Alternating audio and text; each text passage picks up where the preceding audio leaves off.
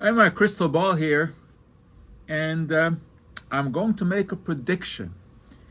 And that prediction is that this video is going to get more attention than the scientific videos that I usually put out there.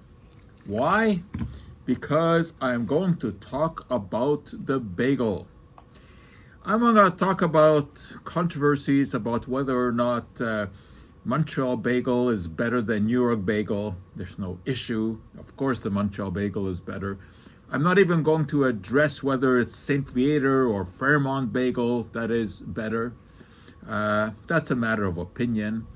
I'm not even going to talk about the controversial history of the bagel, whether it originated in Germany as a pretzel, made its way to Poland, from where Jewish immigrants brought it to North America, or whether it was originally made in Austria by a baker in the shape of a stirrup because he wanted to honor a Polish king. Never mind all of that. We're going to get into something that is troubling the bagel world, and that is the emergence of what is being called the whole bagel, WHOLE, the bagel that does not have a hole. I mean, traditionally, of course, the bagel is made with dough, a little bit of salt, although the Montreal bagel doesn't have any salt, some egg, and it's boiled in honey water, and then it is baked in a wood-fired oven. Anyway, we know all of that, and then you have a coating of sesame seeds. And the hole is supposed to be important because it allows heat to penetrate the whole dough in a very short period of time.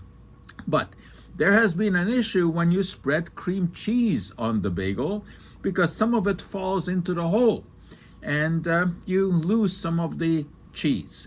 This bothered Philadelphia, which is a manufacturer of cream cheese. We're talking about the Philadelphia Cream Cheese Company.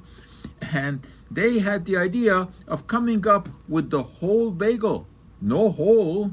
And of course, this means that you can spread the cream cheese on it more easily. As you can imagine, traditionalists are reviled by the appearance of this, what they call monstrosity. But it is right now just being experimented with. It's only available, as I understand it, for a couple of weeks. So I had to rush down to St. Viator Bagel to make sure that I had one. Now, of course, there are many other questions. Should it be eaten toasted or should be eaten fresh? Well, and then, of course, there's the issue about the cream cheese. Is it okay to put sort of the cream cheese on it that is already whipped, or do you have to have a whole slice of cream cheese? The one thing is for sure, you need a proper spreader like this. So we're going to do an experiment here. This is the first time that I'm exposed to this whole bagel. So let's spread a little cream cheese on it. And as you can see, it spreads very nicely. You don't have to worry about the hole. And I'll do some with the toasted variety as well. And I am somewhat of a bagel aficionado. I've done other videos. I've done taste tests with it. Well, I can tell you, it tastes like a proper bagel. I actually like the whipped cream cheese. And what about toasting it? To me, that's a little bit better. Anyway, we'll see how this whole controversy evolves, because a lot of people are upset by the whole bagel, and we'll see what the market says. I actually, although I'm a traditionalist in many ways, I don't mind the idea, because it does, in fact, spread very nicely, and you don't have to worry about the cheese falling into the middle, and neither do you lose sesame seeds in the middle when you are spreading it. So we'll see how all of this evolves. But for now, it's only available for about another week here in Montreal. Of course, this was a clever idea concocted by the Philadelphia Cream Cheese Company, because obviously, if there's less cream cheese lost in the hole, they will be able to sell more cream cheese. So anyway, that's our story. I'm sure we're going to get lots of opinions about this. But one of the stories about why the original bagel is round with a hole is because it is supposed to symbolize a long life. And if you eat the bagel, that's what you are supposed to get.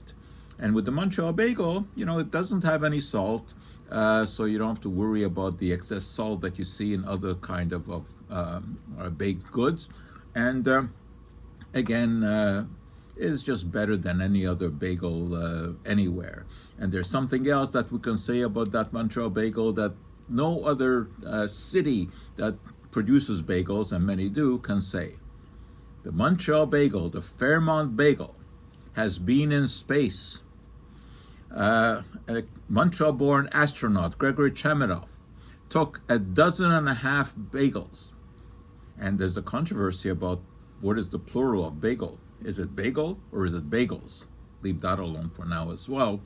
But he took these to the space station, and no other bagel in the world can say that.